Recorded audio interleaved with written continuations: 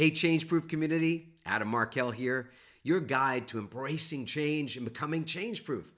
I hope this episode finds you in great spirits and ready for some valuable insights. Before we dive into today's replay, I want to remind you that life is an unpredictable journey, and sometimes the best lessons come from revisiting past conversations. Today's episode is one of those gems, a replay featuring an incredible expert guest that we've had the pleasure of hosting before. As always, thank you for being a part of the Change Proof podcast community. Your commitment to growth and resilience inspires us every day. So without further ado, let's rewind the clock and dive into this incredible replay episode. Get ready to be inspired, motivated, and of course, become even more change proof. Life happens, and not always the way we expect it to. Every single day, we face change, stress, and uncertainty. What if you could learn to thrive no matter what life throws your way? Resilience expert Adam Markel and his inspiring guests explore breakthrough strategies to fully embrace change and build the resilience required to become change-proof.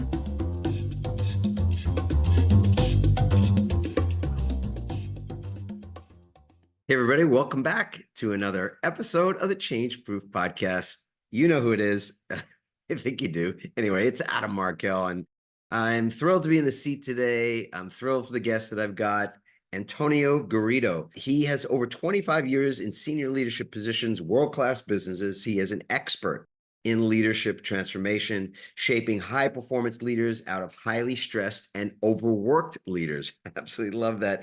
And he's got an incredible a really wonderful new book out called My Daily Leadership, a powerful roadmap for leadership success. You're going to love this conversation. We get far afield. We go in so many different directions together, but the through line of many of these conversations is super tangible. There's going to be things that you're going to want to write down. There will be things that you're going to want to actually implement as a result of what you hear. So find a good place to listen, be in a position potentially to take some notes or come back and be able to do that. But most of all, most importantly, enjoy.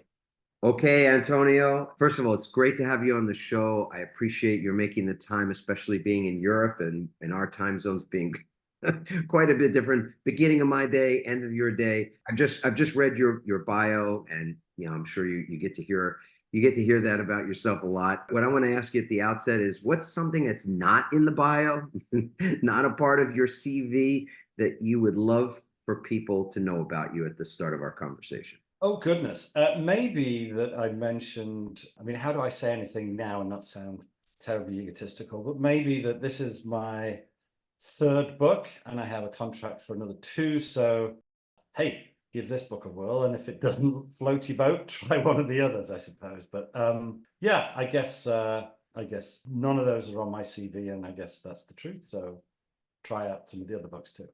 All right, very cool. And I'm going to dig a little deeper with you. And it may take a second because this is a question we don't prepare for. I don't tell you about it ahead of time. I don't tell any of the guests. And often people have to kind of take a moment and think, what is it?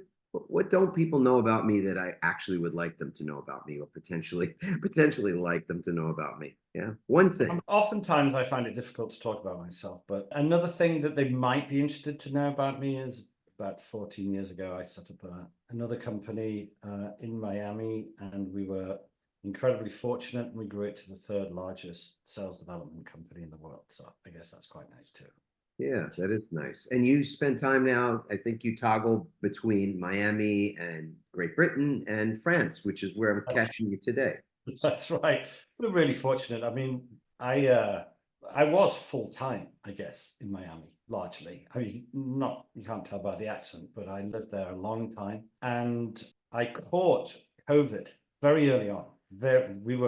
I actually caught COVID in the Super Bowl final in mid-February, just before, towards the end of February, COVID kind of hit the States. And I caught it quite badly, I am convinced, in the Super Bowl final, and then passed it on to my wife. And we were both quite poorly because nobody knew what COVID was in those days. I mean, for the first 6 or 7 months before there were vaccines, it was quite a hairy time for people that caught it, and especially when we caught it, because nobody knew how to treat it. And oxygen tents and all of that. So when we came out, your president at the time was telling people to perhaps inject Lysol into their veins. My wife and I said, "Do you know what? Let's just go and hunker down in France, because we have this place in France. We've had it for some time." So people ask me, "Well, where do I call home now?" And I think it's wherever the dogs are. So we took, I suppose, well, where my wife is too, I suppose. We took my wife and the dogs and we moved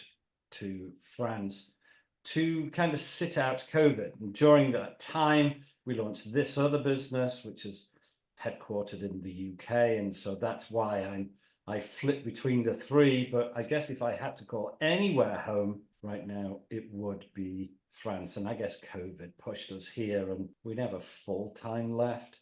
So wherever my wife and the dogs are, I think that's where home is right now. So that's home right now, and that's why I happen to be. You brought up the accent thing, so I'll just follow that up for a second. So what's the origin of your accent? So my father is 90. We had a surprise party for him mid last year. So he'll be 91 this year, and he's Spanish, hence the surname.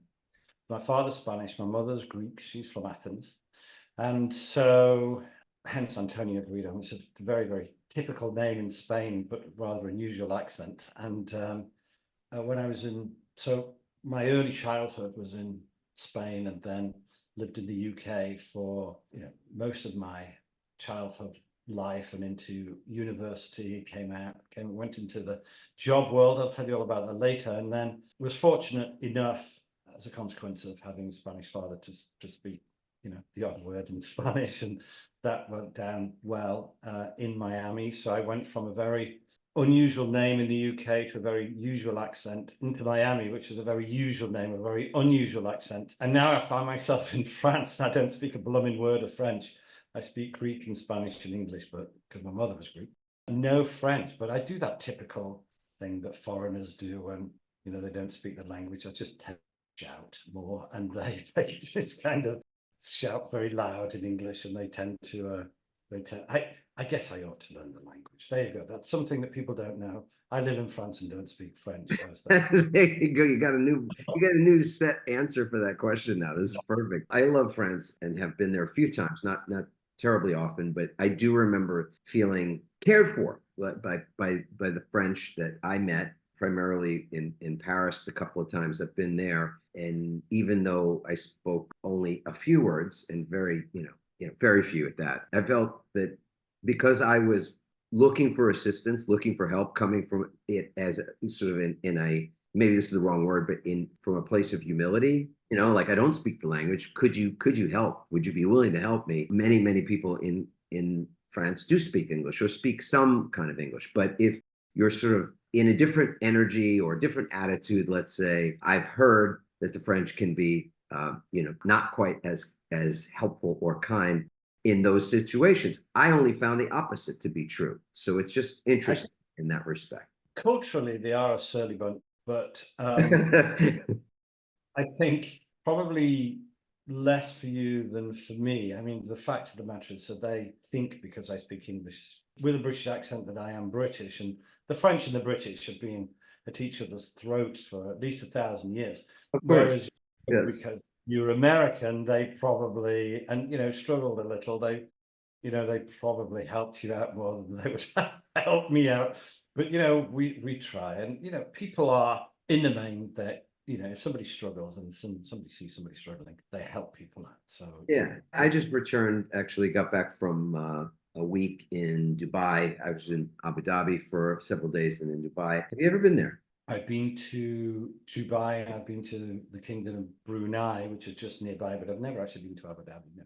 Yeah, I mean, I'm blown away by how kind people were, how open to conversation about so many different things, and just the smile, the constant smile, not a fake smile, but like I know, perpetually smiling people. Yeah.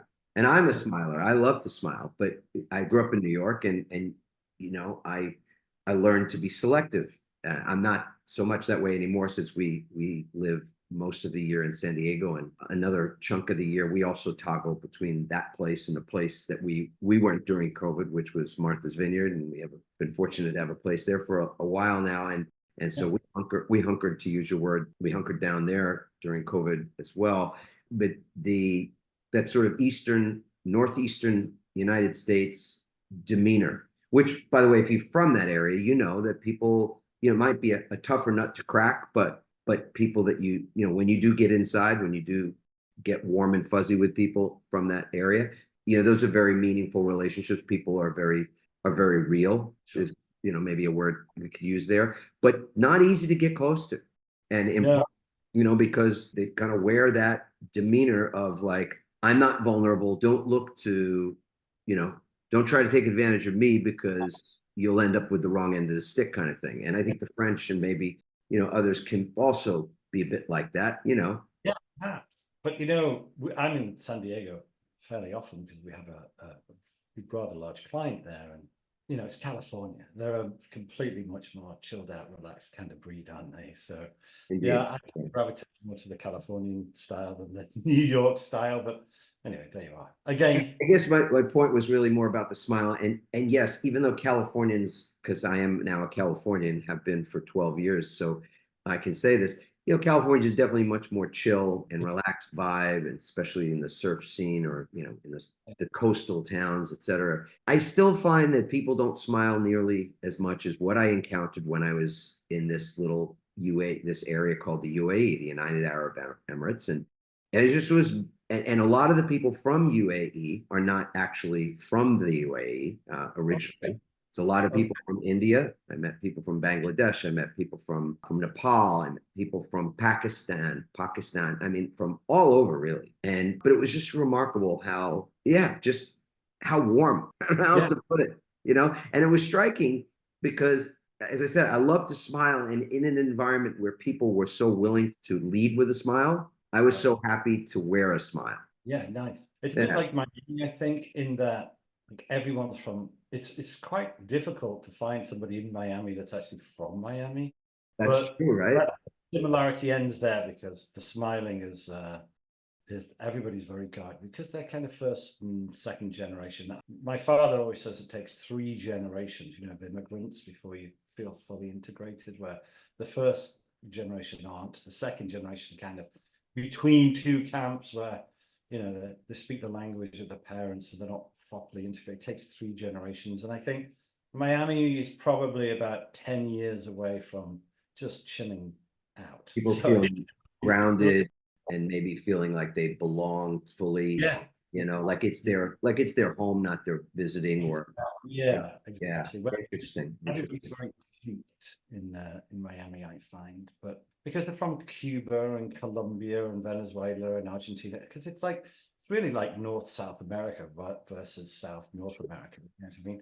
But it'll take, in a few years, I think, Miami, another 10 years or so, when the 3rd generation kind of come out to school and integrate, I think Miami will show that place. I mean, use the word guarded, and I think that's a really interesting word. I gave a TED talk some years ago where the through line of that talk really had a lot to do with living on guard and being guarded. And in that story, I was sharing how I was a lawyer for a couple of almost 20 years, and originating in a different point in time in my life where I learned how to be guarded and be on guard. And that guarding, in many ways, there's a cost to it. There's a toll that it takes upon us on a level of our mental, emotional, physical, spiritual health, and well-being, that kind of thing, which is a good lead perhaps into conversation between you and I about that, because I think in working, being in the work world, not just as workers ourselves and having done that for a long time, but in working with organizations that are looking after their workers and workplace, what I see frequently are a lot of people who are still on guard, and a lot of depletion and challenges that are the result of sort of being perpetually on, and sometimes perpetually on guard. But I want to get your perspective. So you also work in that space, and overworked leaders and stressed out leaders that are also being driven by others to perform, et cetera, et cetera. So it's kind of a broad opener, but I'd love to just get your thoughts on Well, what's the state of the workplace today, and what are you seeing in leaders today? Have they evolved much? They are evolving, but can we talk about that guarded thing just for 1 second? Oh, Because please. Anything you'd like to talk about. That's what I love about this show. yeah, it's a pet principle of ours. Let's play a quick game, okay? So you'll forgive me in advance because I know very little about American football. I said earlier that I went to the Super Bowl final, and that was just for the event of being able to say that I have been. I really don't understand it. I know what football is, soccer, where you kick the ball with a foot, hence the name. I don't I'm going to really. help you with this, even though it's cute. I'm going to help you for future conversations too, if you care. You could just call it the Super Bowl, like to say the Super Bowl final is a redundancy, Oh, because at least oh, to an American, the Super Super Bowl Bowl means the final. is the final. That's Is the it. Is final. it is okay. Got it. Okay. Okay. Anyway, so they play American football. I should just say football, I imagine. So they play football, not soccer, but they play football. So I know little about the game, but let's play this game anyway. Let's imagine we have two coaches.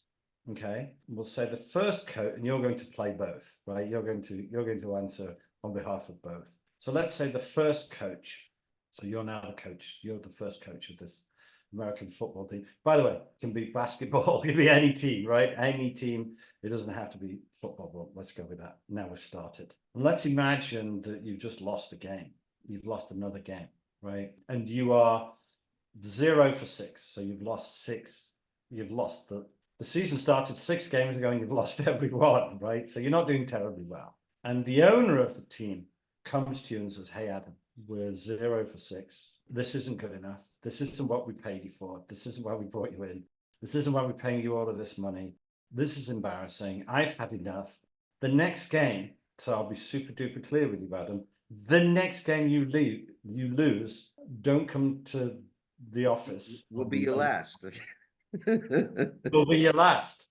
Don't come to the office. Pack your bag, go home, pack your bags and leave because you're fired, right? And you go, hey, hold on, time out, right? You've got a 3-year contract or a 2-year contract. I moved my family here. The kids are just at school and they're just getting used to it. And you can't do this to me. And the owner goes, your job is to win games. You're not winning games. So the next game you lose, see ya. Okay. So you believe, right? You know that he was very earnest in that warning, right? And so you know that that's 100% now your belief. So you are now instantly in this mindset of playing not to lose, playing to not lose. That's now your mindset. So you go and see your coaches, right? The next day, all of your team, and you say, guys, the next time we lose a game, right? If we lose this game on Saturday, don't come to work in the morning because you're all out of a job, right? He did that. You know those executive toys, those Newton cradles where somebody drops a ball on one side and it flips. He just did that, right? So his boss told him dire consequences if the next game you lose, and he's just passed that on, right? And he's told everybody the same. So he said, so are we clear that if we lose on Saturday, everybody's out of a job? Okay, so now everybody's now in this not to lose mindset, right? So let's think about then how they set up their training and planning and everything for the game on Saturday. Well, they are instantly scarcity mindseted. They are defense mindseted because if they lose this game, bad things are going to happen. So all week they're practicing. They've been teaching everybody. They're training and coaching everybody. Don't lose the ball. Hit them hard. If anybody makes a mistake, they're in big trouble. Our goal line is a fortress. Slow them down, hamper them. Don't let them have the ball. If they get the ball, frustrate them, right? Everybody's being taught this principle of kind of scarcity mindset, right? Okay. All right. It's 5 minutes before the game. Okay. And the coach and the team, they're all in the locker room waiting to go out for the game. Are you saying, Adam, hey guys, go out there, enjoy yourself, be creative, you know what to do, right? Or are you saying, kill them, don't let them have the ball. If anybody makes a mistake, they're dead. Which one of those two do you think he's saying? The former or the latter? In that scenario, it's the former, because that's, as you say, where the coach is coming from and what Okay, the coach has passed on. Yeah. Yeah. So everybody knows. And has he put his most creative players on the field? No, he's put his biggest, toughest, most gladiatorial players that he has on the whole of the roster, right? He's going to go out and just light a candle and say a prayer and hope that they're not losing by halftime. Anyway, halftime comes along, and there's one of three options: is either winning, losing, or is drawing. That's it. It's, I was going to say it's fairly binary, but it's not binary, is it? It's whatever three is, right? Whatever the three. Anyway, so let's imagine that by some miracle, right, you're winning. Okay, will you then say to your team, "Hey guys, terrific! Now go and enjoy yourself"? Option one. Or will he say, "Brilliant! You're doing exactly the right thing. Do more of that." What do you think? Do more of what you've just done, because Yeah, I would say that's Yeah. likely to be the coaching. Yeah. Let's imagine then. So by some miracle, you're winning. Even though you're winning, it makes you more defense mindseted. Do more of that kind of stuff. Let's imagine you're drawing. They'd be saying the same thing. Guys, you're doing exactly what we've planned, exactly what we said to do. Keep doing that. Do more of that. So even if you're drawing, you're doing more of that. If he's losing, he says, guys, don't make this embarrassing, right? You've got to play hard, keep going, doing exactly what you're doing, and hope for a lucky break. So in other words, win, lose, or draw, if you are scarcity mindseted, thinking you're playing to not lose, it makes whatever happens, whatever the outcome, win, lose, or draw at the halfway point, it makes you do more of that thing, more scarcity mindset, more fearful, less creative, all of those good things, where anybody makes a mistake, everybody batters them, right? Because they're letting everybody down, and it just makes everybody entirely fearful. And at the end of the game, win, lose, or draw, right? If it's by some miracle win, great. He's going to repeat that thing again and again and again. Let's imagine a different coach, though. Now let's imagine the coach that's playing to win. Not the one that's playing not to lose, but the one that's playing to win. That's abundance mindset, right? Now you're 6-0, not 0-6, right? And how do you set up the team for Saturday's game? Well, you're just going to do the whole enjoy yourself, get creative. These guys have a walkover, pushover. We're going to kill these guys. We're the best, right? It's going to build belief like crazy in his team. It's going to build belief instead of fear, the other one, right? 5 minutes before the game, and he's all about get creative, do your thing, you know what to do, batter them, you'll be fine, work for each other, you're a team, I believe in you, go out and enjoy yourselves. Half time, win. If you're winning, he's going to say do more of that. If he's drawing, he's going to say work a little bit harder. If he's losing, guys, don't get despondent, keep going, you can do it, you're better than these guys. All right, what's my point? My point is that if you scarcity mindseted, fearful, if you are playing to not lose, whatever the outcome is, it makes you do more than that, more of that. And if you're playing to win, whatever the outcome is, it makes you do more of that. And we talk about trust. I remember years ago, I was managing director of a company, and the group chairman walked in furious. He was furious because one of the team had taken a day off, right? This was my boss, right? I was the MD or the CEO. And he came into my office and he was furious because one of the team had taken the day off because her uncle, for a funeral for her uncle. Okay. And let's just call this chap George. That wasn't his real name. And George said, do you know where Mary was yesterday? And I have no idea. Where was she? She was off. She went to her uncle's funeral. And I went, oh no, Mary's uncle died. How awful. And he said, it is awful. And what are you going to do about it? I thought, what am I going to do about it? The chap's already dead. So I said, in what regard? And he got out the company handbook, the staff handbook. And it was like the blooming New York Yellow Pages. I mean, it was like 3 inches thick. Did they still have Yellow Pages? I don't know, but anyway. So like this really big, thick, weighty tome. And he flicked through it, like just so grumpy. And he went down the list of the relatives that are allowed to die such that you're allowed to have a day off. So like a child or a parent, right? A grandparent, if it's on your side, but not the other. Like this whole list. So he said, and by the way, uncle wasn't on the list. So he said, so what are you going to do? I said, oh, crikey, yeah, we've got some things to do. And he says, great. What are you going to do first?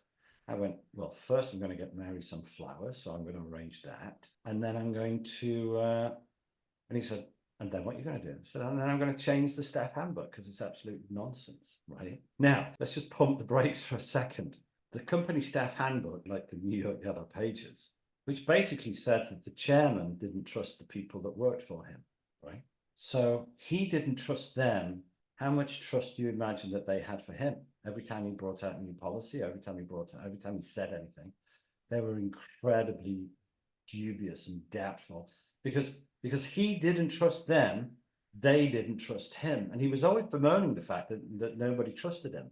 And that's, I often say to our clients, what's your strategy for trust? What's your strategy for truth? I would say, we ask all of our clients, and when we're onboarding them, we say, hey, Frank, what percentage of the time do you think your people are telling you the truth, the whole truth, and nothing but the truth? Right? What percentage of the time do you think your people are telling the truth, the whole truth, and nothing but the truth? And those people that say, I don't know, 5%, right? We already know where they are in the trust spectrum, right? If they think that their people are telling them 5% of the truth, then what does that tell you about the relationship between that leader and the rest of the organization? So in other words, to get trust is the principle of, I will say to people, I'll say to a leader, tell me who works for you, right? And they'll get the organogram out and they'll go, Mary, Tom, George, Michael, Fred. And I'll go, and they all work for you, do they? And you go, yes, they all work for me. And I go, do they work for you or do you work for them? Right? And they go, oh yeah, I suppose I work for them. So, okay, cool. So then I'll say, what percentage of the time do you think they tell you the truth, the whole truth, and nothing but the truth? And those that go, yeah, probably about 80%, I go, great. Instantly knowing that they tell their people the truth, probably about 80%. But when they say 5%, I instantly know that they're telling their people the truth, only 5%. How many leaders say, openness and communication and honesty, they're the hallmarks of our business? And you go, and then people say to them, are they really? And then the leader goes, yes. And they go, well, how come I read about the acquisition in the paper when you must have been planning that for at least 6 months? How come you didn't tell me I had to read about it in the newspaper? Right. So this whole thing about scarcity mindset, abundance mindset, we work very hard on building abundance mindset with our leaders, because that issue and trust and truth, they are actually, in our experience, and we've coached and trained a lot of them, they are two of probably the top 5 or 6 blind spots that leaders have, but don't recognize them. Oh, look, see how quickly it went dark. So they don't recognize that those are their blind spots. Because why? Because people can't see their own blind spots. If they did, then QED, there wouldn't be blind spots, right? So mindset and trust and truth, they're amongst the first things that we try to tackle when we're trying to help the people that we work with. Is that the number one challenge? I mean, when you are brought in to meet with leaders or with some senior level people, are you finding that those are the biggest issues, or are there others that you're seeing more now than before? And has there been a change in the kind of issues that you've seen since the pandemic? Since you brought that up early on, things have changed since then? I don't think so. There was, directly after the pandemic, there was a huge sway. Coming back to this trust, and now we'll answer that question in a second. Directly as the pandemic was starting, so probably, if you remember, when the pandemic started, everybody said, 6 weeks, this will be out of here. Remember, and it was like 2.5, 3 years, right? Everybody thought it was a 6-week gig. So people kind of kept a lid on things for about 6 or 7 weeks. What then happened is CEOs and leaders started to get very nervous about people working from home, right? Because they saw that this is going to be a long-term thing and not just a temporary blip. And so they started worrying that people would be working on home, that they wouldn't be working. They would just be goofing off and watching TV and, standing by the microwave all day, eating popcorn and right. And so there was a big seismic shift, and for a short period of time about this home working and trust and remote working and stuff. So I saw that, but then that kind of drifted back to, it became the new normal. But coming back to the question before that, the biggest issue as a general sweeping overarching principle certainly is self-awareness, right? Because EQ, emotional intelligence, is like so critical. And a key component of that is self-awareness. And what we see in leaders, and interestingly enough, the more senior, the larger the organization, the worse it tends to be. The self-awareness is it's in very short supply, right? Not least because here's what never happens, Adam, because it's hard to tell somebody they have an ugly baby, right? And nobody would ever. So think of a large organization where maybe the revenue starts with a B and not an M, right? With thousands of employees and maybe even public money and so on, but no one ever comes and knocks on the CEO's door and says, "Hey, George, you got 5 minutes?" And George goes, "Yeah, come in, what's up?" He said, "Well, I've been watching your performance over the last 6 months or so. And I just thought I'd let you know that I think you're dreadful in nearly every regard.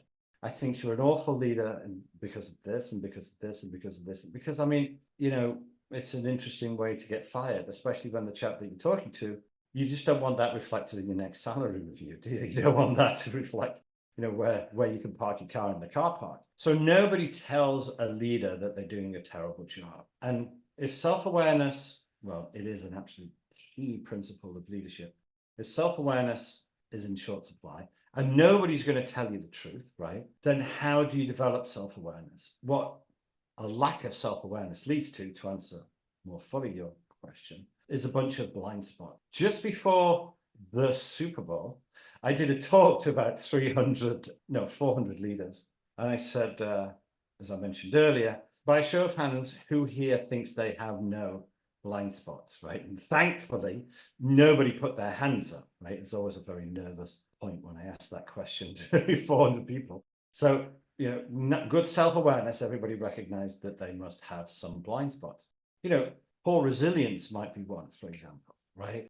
So when I then asked everybody, okay, terrific, great self-awareness, everybody knows that they have some leadership blind spots. Just take a second for me and would you write them down for me? And of course, that's where the problems start because they don't know what they are, right? They don't know what the blind spot is, so they don't know what to fix. And whenever you go to the doctors and have, an X-ray or an MRI and blood test, they do those things and take a full history so that they can figure out what the issue is before they start prescribing any medicine, right? Any prescription or remedial course of action. And I'm always staggered how organizations that purport to help leaders and entrepreneurs, even solopreneurs, right? I don't mean you have to be part of the very, very highest echelons of the great and the good. Like, it's everybody. The first thing that we work on is self-awareness, because without that, nothing else works, right? They have to be able to say the leadership equivalent of the Alcoholics Anonymous, where they go, "My name is George and I'm an alcoholic," right? And everybody goes, "Hello, George," right? Until you get to that point of self-awareness and until you admit to yourself you have a problem and no one else can help you. Does that make sense? So we have to get over that hurdle as early as we can, as quickly as we can, as painlessly as we can, because there are a lot of bruised egos associated with it. Once we get over that, then people's resilience starts to grow. Yeah. And they can much more easily accept critique. I couldn't agree more. I mean, I think that this is not even just a question of what is a challenge for leaders. I think it's a challenge for humanity. It's a challenge for the entire species. My own experience leads me to think, I can't conclude because I wouldn't, I don't have the research to back this up, but it's my suspicion that people know fairly well what their strengths are. And most people could tell you, if you said to them instead, tell me what you're good at, tell me what your skills are, what are your core competencies, that kind of thing. People would be able to give you fairly accurate answers, and others would back them up on that. But if you say to them, what are your weaknesses? What are the things that you're quite weak at? I think people have genuinely difficulty in answering that. I mean, even a person with some genuine humility may come up with some things, but our weaknesses are, in fact, we're less intimately aware of them. And you could use the word blind spots quite easily for that. So I really agree with you there that people don't necessarily know what they are. On my most recent trip, I was attending an offsite. I was speaking to a group of people at this organization. I'm not permitted to say who it was, but they brought in a magician for one of the evenings. You know, it was a beautiful offsite. And they had a lot of entertainment as well as organizational development and training and that kind of thing. And I was responsible for some of that. But the magician was quite well known, quite famous. I think his initials, his acronym is DMC. He's actually a British magician, illusionist, mentalist, I think as he calls himself as well. Very famous, Netflix specials, all that kind of thing. And he was performing his act. And what I watched and participated in was his telling us about the things that he was doing, that he was going to, perform these illusions or these tricks, mental tricks, and that he would tell us what he was going to do. In the end, we couldn't figure it out. And that was pretty remarkable. So that he had the skills to be telling us what he was doing, and then we couldn't figure out how he was doing it. It dawned on me that a part of why that works is the fact that we are unaware, that our lack of awareness is crucial in the equation. If we had greater awareness, greater perception, greater insight, we would in fact not be as easily fooled, if fooled at all. So this is magic, not miracle. And that means that what we're seeing or what we think we're seeing is actually not what we're seeing. No. So, and that's the whole point of it. Our lack of awareness is part and parcel and crucial to the success of his craft of magic. And it got me thinking quite a bit about the fact that this is an area where, if we were to work on, as much as it's important to work on our strengths and to strengthen our strengths and be focused on the things we're good at, to your point earlier, it is also really important to become more aware of areas that we're weak at and where we have blind spots, because that is truly where our greater growth is. And I feel like that's what you're saying. 100%. And that, what you were just mentioning earlier in terms of that confirmation bias, right, where, we fool ourselves into thinking that we're good at something oftentimes. And this principle of, because everybody thinks they're a good driver, right? So if you ask everybody, do you think you're an above average driver or a below average driver? The American Road Traffic Association did a huge piece of research on that about 10 years ago. We talk a lot about confirmation bias in the book. It was something like 89% of people thought they were an above average driver. And if you think about that for a second, mathematically, that's impossible. Half are better than and half are worse than, but 90% practically think that they are better than the average driver. Well, that can't be true. And I think it was Harvard, it may have been Princeton, in the 70s, early 70s, late 60s, early 70s, they first started researching confirmation bias. Here's what they did. This is one of my favorite stories, very quickly. Maybe you'll know what I'm talking about. Lots of your audience won't, but they went to Woolworths. Do you remember Woolworths? Sure. Yeah. And bought a bunch of socks, white socks, dozens and dozens of pairs of white socks. They split these socks into two and they nailed them on two sides. They got a piece of board, drew a line down the middle, put one sock on the left and its pair on the right, two white socks. And above the left-hand sock, it said washed in premium Tide. And on the right-hand side, it said washed in own brand soap powder, right? And they took these hundreds of boards out into the world and they stopped people in the street randomly. They said, which sock is whiter? The one on the left or the one on the right? Now, you and I know they're exactly the same, right? And people almost invariably would look at them and go, well, the one on the left is whiter. And they would say, well, what makes you say that? And they would say a collection of, well, it's just clearly whiter. The other one's a little gray and that one's almost blue, right? And they would describe how and why the sock on the left was whiter than the sock on the right. Okay. Then the researchers said, well, actually, can we let you a little secret? Yeah.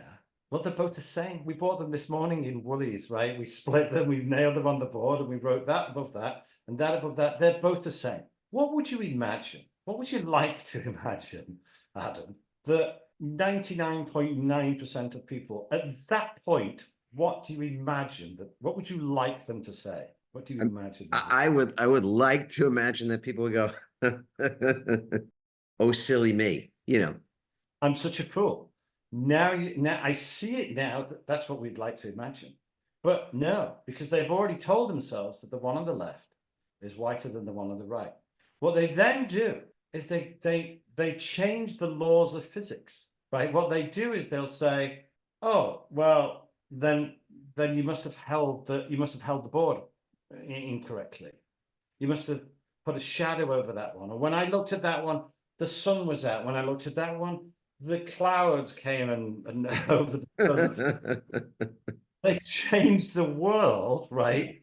For a belief they've held for maybe 20 seconds, right? We're not talking years. We're talking 20 seconds, right? Because it's confirmation bias. double down. Yeah, exactly. And so if that happens after 20 seconds, what happens after 20 years, right? When they have told themselves, I'm the smartest cat in the room, right? And then we come along and say, well, maybe you're not. Okay, that's often a thumb wrestle, right? Do you remember when you were a kid, you played 1, 2, 3, 4, let's have a thumb war, right? We often play thumb war with our leaders. When you are brought into work with leaders, yeah, who's typically the person? And there's a lot of titles these days, so I'm not, sort of asking for a single title, but I want to get a sense of where in the organization, where in that org chart, you find that people are the most open and willing and resourced to have you and your team come in and assist. Is it coming from the top? Is it coming from the middle? Where are you finding it? Typically, it's from the CEO and the VP of HR. It's typically from those two. It's typically from those two people. 95%. All right. So let's say in the instance where it's from the CEO, and I'm just sort of playing with the principle here. The CEO brings you in, or let's say is open to the idea of an engagement where you'll assist in some respects. How self-aware is that CEO? I mean, you've answered that question previously. So the CEO willing to bring someone in is also the same person that is sort of exempt from the process of self-examination, or is, living in the emperor's new clothes, that world where nobody tells the emperor that he or she is naked, etc. So great question. So imagine you were a CEO. Let's say there was 200 people in the organization, just for a number off the top of my head. Let's imagine that by hook or by crook, we're having a conversation. I'm going to show you our real secret sauce now, right? This is a real peek behind. When Toto goes, the Wizard of Oz, and pulls the curtain behind, and then there's a wizard doing all that thing. So this is one of our processes of guided discovery. Because if I say to the CEO, hey, well, here's your problem. You've got this and this and this and this and this, and that's what your problem is. If I tell them it's my data, nobody believes my data. They only believe their own data. Why? For this principle of confirmation bias again. So, in fact, to keep the sums, to keep the mathematics really easy, Adam, let's not say there's 200. Let's say there's 100 people, okay? So I would say to you, so Adam, how many people work in the organization? You say 100, right? I'll say, okay, well, standard distribution bell chart, you've probably got 20% A players, you've probably got 60% B players, and you've got 20% C players. That's how the world works. Standard distribution bell chart, over 100 people. Makes sense? You just nodded as I said it. So they go, yeah, makes sense. I go, okay. So Adam, that means with 100 people, you've got 20 A players, you've actually got 60 B players, and you've got 20 C players. And then we'll go, okay. I'll say, so Adam, give me the name of one of those C players. And then you say, Bill. Okay. Give me another one. You say Tom. Give me another one. You say Mary. And I say, okay, well, that's enough for now. So how long has Bill been with you? 6 years. How long has Tom been with you? 9 years. How long has Mary been with you? Not long, 18 months. I say, okay. Well, let me ask you this, Adam. So Bill's been with you 6 years. He's a C player. Tom's been with you 9 years. He's a C player. And Mary's been with you 18 months and she's a C player. Is that what I'm hearing? Yeah. Well, let me ask you this. Did you hire them like that, or have you made them like that? And then you go, we've hired them like that. That doesn't speak well for your organization. Or you say, we've probably made them like that. Okay, then we'll have a conversation about culture. You'll say a bit of both. We'll have a conversation about both of those. Or you'll say, I don't know. There's no other answer. Like they didn't magically fall out of the sky. And remember, you told me, Bill, because you know who your C players are. You told me Tom, you told me Mary, right? And we could have played that game for 17 other names, right? And I'll go, did you hire them like that or make them like that? And you go, however you answer that, it's okay. Is that worth a conversation? And we'll go, yes. Okay. How would you feel if Bill and Tom and Mary weren't down there and they were up here, right? And why do you think they're not? Is that their fault or is it the manager's fault? Because we encourage what we tolerate. Do we not, Adam? And you're going to go, yes. I'm going to go, okay. So why are we encouraging that then? Right? So I'm going to ask questions that make you go, yeah, I need to fix this, right? And as soon as you say it out loud to yourself, right? And as soon as you go, my name is George and I'm an alcoholic, right? Or the equivalent of that we talked about 10 minutes ago. Sure. And the VP of HR is sat there too, then, we're on our way to a bit of self-awareness, right? We're on our way to a bit of self-discovery and dealing with some blind spots. And so it's about intelligent questioning of the senior people who recognize that if you always do what you've always done, you'll always get what you've always got. And therefore, if we want something different, then either the inputs have to be of a higher quality or the process has to be of a high quality. So because there's a lot, and obviously we've already spoken about a lot of things and won't have a great deal more time to sort of dive at depth, but I do want to get to something I think that's important here too, which is that when it comes to self-awareness, what I'm hearing, and I'm asking the question, not making a statement, it feels like you're saying that there's a process that will assist us in gaining greater self-awareness, whereas without that process, the default, if you will, is to be less self-aware. It's like the audience of people that I was around, of very, very intelligent people, and since I haven't said the company, I can say it was their legal and regulatory folks. So it was like people, lots of lawyers, lots of accountants, and lots of compliance people. There was some intelligence to the room, and we were all couldn't figure out what this mentalist was doing. Now, he's obviously, quite good at what he does. But the fact of the matter is that there wasn't a miracle involved. I don't know how else to put it. It was magic. It was an illusion. It wasn't actually what we thought it was, but our perceptions and our lack of awareness is what got in the way of our seeing that. So am I correct that you're saying that sort of the default is a sort of large scale, at scale, lack of self-awareness that requires a bit of a process to help us to reveal the truth or more of our blind spots? Is that accurate? When you said it was an illusion, it wasn't. It was a self-delusion. Interesting. Yes. Okay. It wasn't an illusion. It was, of course, but what it was a self-delusion, right? Yeah. So we do a lot of work with our leaders to increase insight and all of that good stuff, but everything has to start with self-awareness. So here's our process for that. So all of your listeners, readers, audience, they can start today. They can start as early as today improving their self-awareness.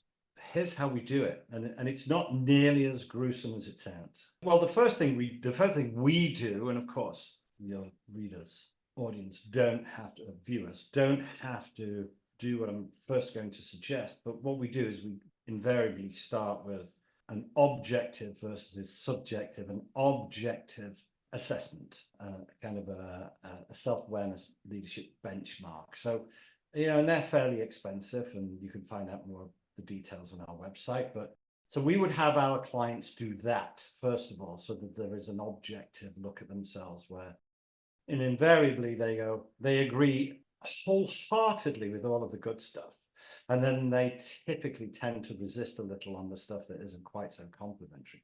And then we always say, is there someone else that's significant in your life, a wife or a husband, or a boyfriend or a girlfriend perhaps? And they go, yeah. And we go, show them the report and then come and talk to me tomorrow. And invariably they come back and go, well, I've spoken to my wife and apparently that is exactly what I'm like, right?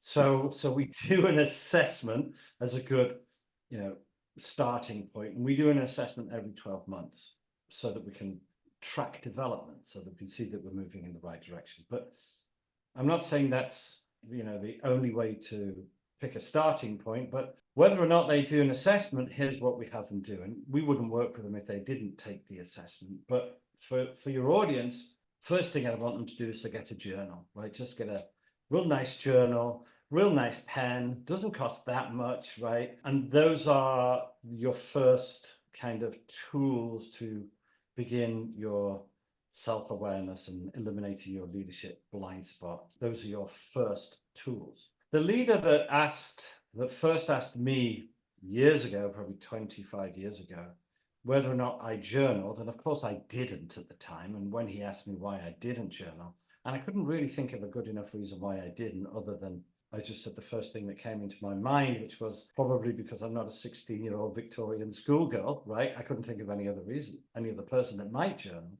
And he took that rather well. And then he said, well, go and find 8 of the most successful people that you can in any walk of life, in business, sports, music, entertainment, politics, anything, any walk of life, find the 8 most successful people you can and find out whether or not they journal.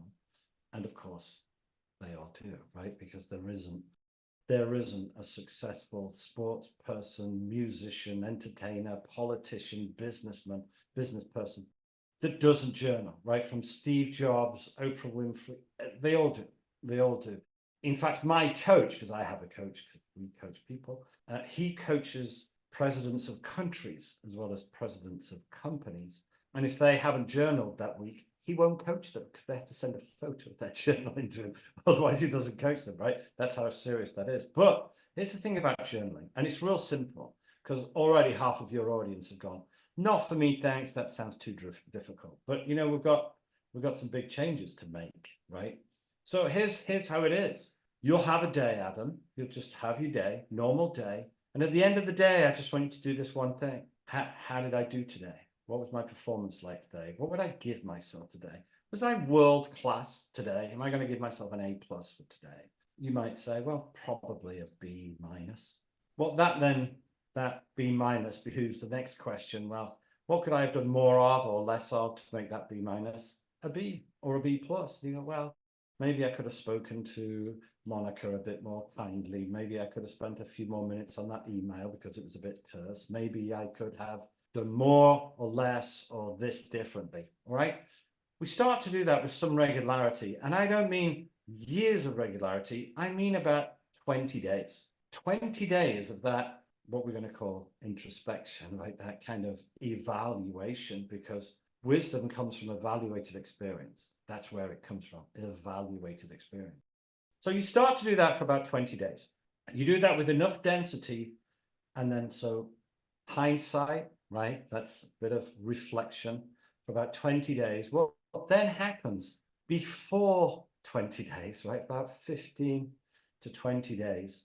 What will happen, Adam, is somebody will ask you a question. And you know that in 5 hours' time, future Adam's going to be saying, how did I do today?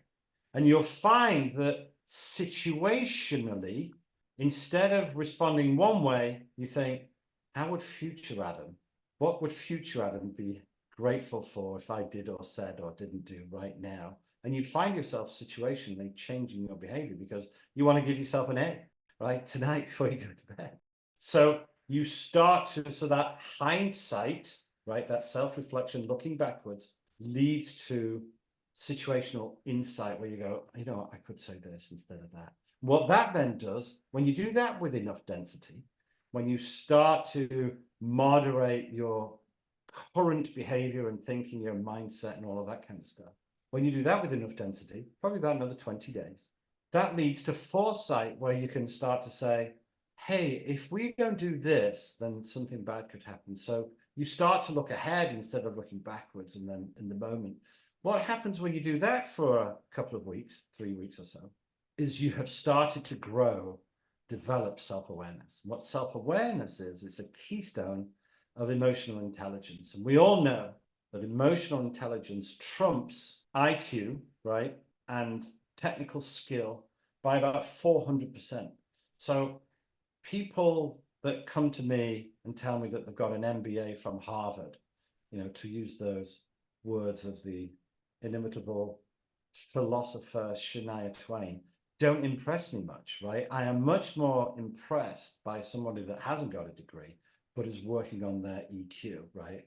Working on empathy, self-awareness, social skill, impulse control. The worst leaders we know have very low impulse control. They blow hot and cold and scream and shout and throw things and awful, right? So when we start to journal on a daily basis with a bit of intentionality, and again, you can go onto our website and download a ton of free, prompts for that for 30 days. And just, when we ask people if they journal, they go, well, I don't know what to write, how much to write, what should I do, what should I say? And we go, Yeah, I mean, I think you've done a really great job of crystallizing for our listeners today a lot of not only, what the issue is, but and why as well, but what can you do about it? And I think, as we wrap up our conversation here, this is such yeah, a tangible takeaway, something that I am going to recommend that people listening who may be evaluating themselves going, you know what, I've tried journaling in the past, but it didn't work.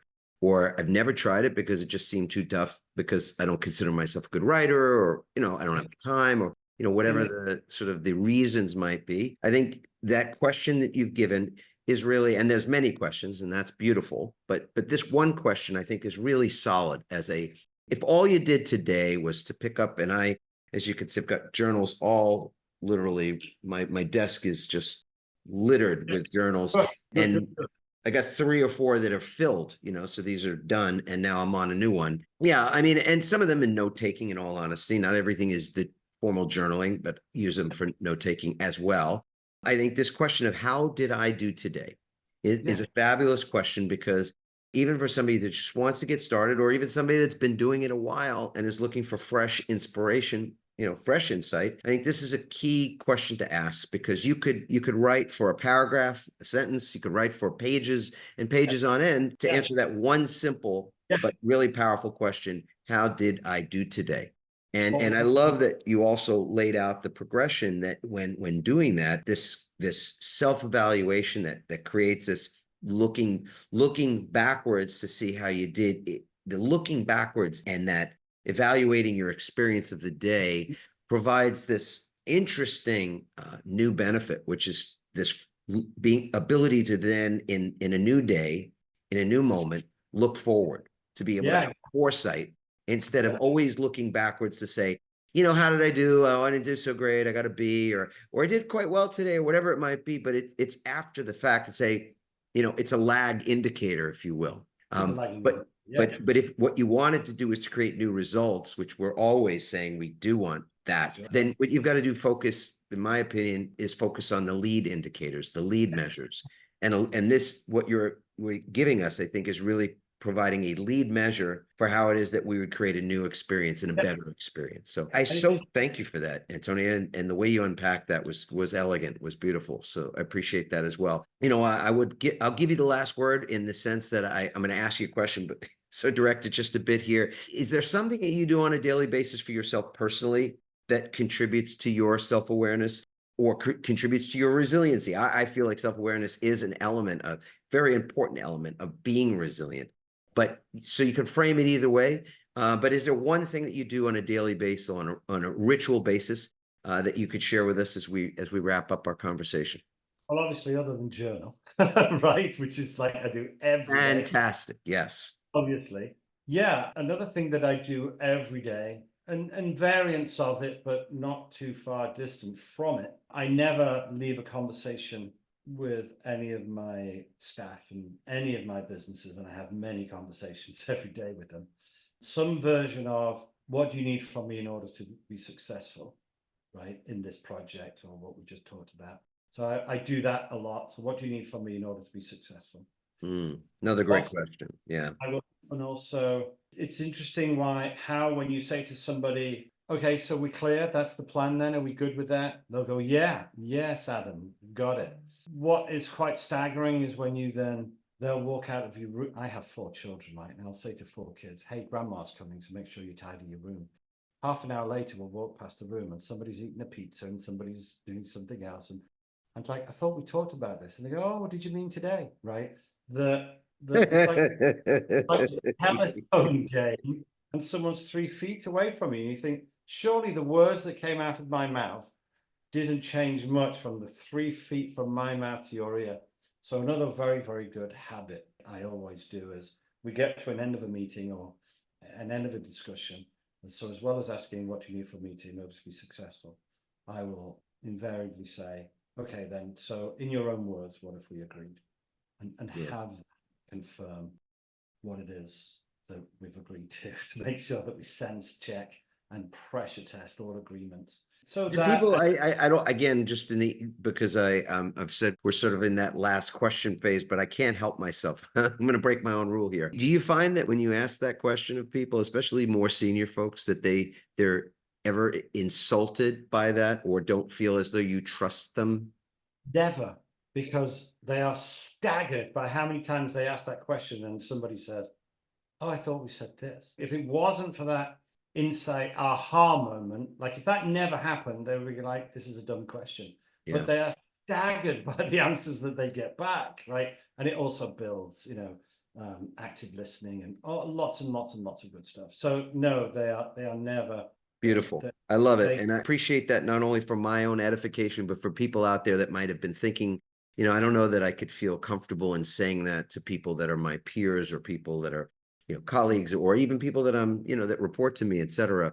And I I think think that's a really important piece of it. In fact, Patrick Lencioni, who I love as an author, he talks about redundancy and the importance of, as a leader, to be redundant sometimes in the things that you say, not because you're being demeaning or dismissive of people or disrespectful, but rather because there are so often instances where people just don't hear what you've said, or yeah, what yeah, you've said, or frankly what you've said hasn't been clearly communicated. I mean, again, self-awareness, right? It could be, I have not communicated this clearly, so part of what we're doing here is to establish whether or not I have communicated clearly.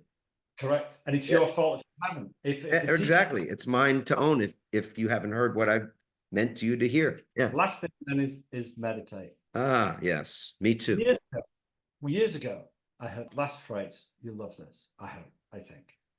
We're constantly telling leaders to slow down, to speed up, to think, measure twice, cut once, and all of that kind of stuff. Sure. Work-life balance and all of that kind of stuff with leaders. But listen to this isn't this the best expression? They'll often tell us they lie in bed thinking about things and mulling things over in their mind and all of that kind of stuff. And years ago, my meditation instructor in Miami, who's one of the best in the world, said, you can't park a car that's going 70 miles an hour, right?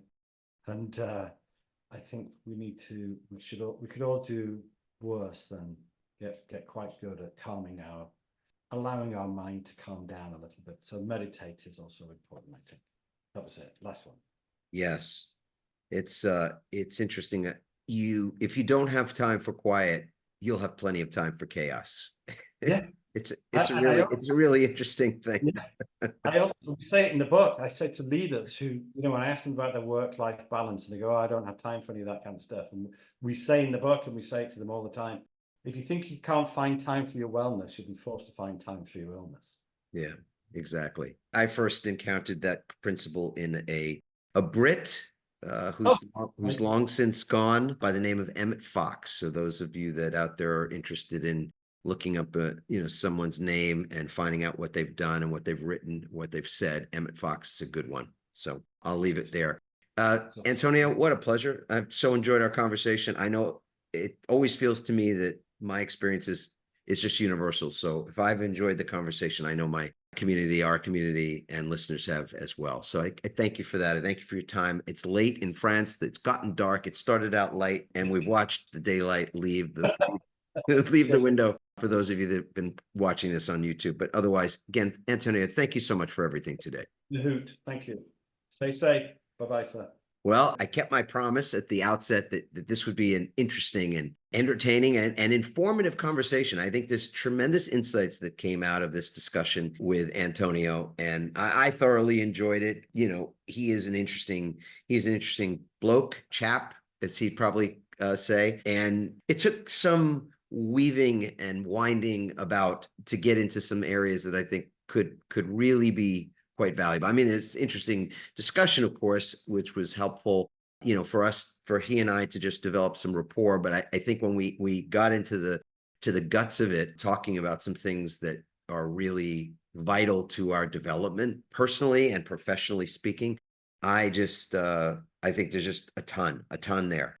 And strategically speaking, we dove in at a fairly deep level to self-awareness, and each of us had some ideas to share there, and came together in looking at what is, in some respects, our default mode when it comes to being aware, being self-aware, and how it is that we self-evaluate. How do we evaluate our own experience, and what do we do to be more insightful beforehand as opposed to hindsightful? How do we become more foresightful as a lead measure that produces results, as opposed to seeing it from the back and then correcting from there, but ultimately living from lag measures and from lag indicators that keep us not being as productive, not being as capable as we can be. We'd always opt to make the right decisions first, in the first instance, and to make right decisions, to think rightly. We often, I believe, have to evaluate our process, our thinking process, and our thinking begins with awareness. It's the first step in any process of change, is awareness, and then understanding, and then some relearning, unlearning, reprogramming, etc., that comes as a result of those first steps. So awareness, self-awareness, really, really key to our performance and the quality of our thinking, the quality of our behaviors, our decision making, the quality of our lives, frankly. And that's across every sector of our lives. So I love this conversation. There's tons in there to unpack. I know you'll enjoy it, or have enjoyed it. And what I'd say is this: please, if you have enjoyed it, share this episode with a friend, a colleague, a family member, anybody that you think could benefit. And we appreciate you doing that. Sharing this episode only helps to increase our listenership, which is very helpful to see this community continuing to expand as it has. If you take the few moments that it might take to evaluate us in this instance, to provide a review, or to give it the 5-star treatment, or the whatever stars make sense for you based on the value that you got out of it on the platform that you're consuming it, that's also really helpful, because it trains the algorithm to share this content with more people, because you found it valuable and you actually took time out of your very valuable limited time to spend in service to us. And I thank you for that. And want to also recommend that you take a moment for your own self-evaluation, even right this moment, to see how you're doing mentally, emotionally, physically, and spiritually speaking. What is your level of insight regarding how you're doing? We have a very quick assessment, takes 3 minutes or less than 3 minutes to actually complete, and it's entirely free. It's our gift to you. You can go to rankmyresilience.com, rankmyresilience.com at any point that it makes sense.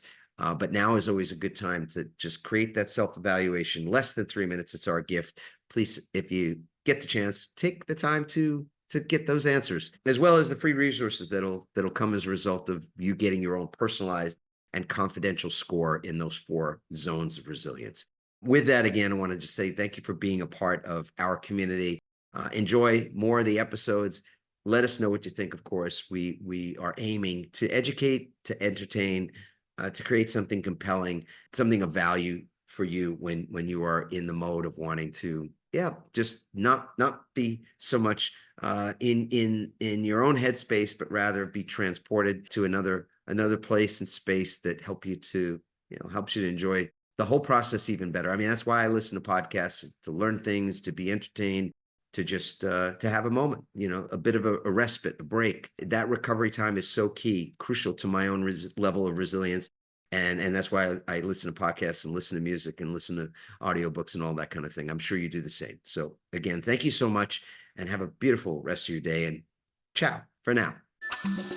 Thanks for listening. We hope you now have even more tools and greater insights to build resilience and become change-proof. Remember to leave a review on Apple Podcasts, and you may be featured in an upcoming episode. For more resilience tips and strategies, including support for building change-proof teams, visit adammarkel.com. To get your own free resilience assessment, go to rankmyresilience.com.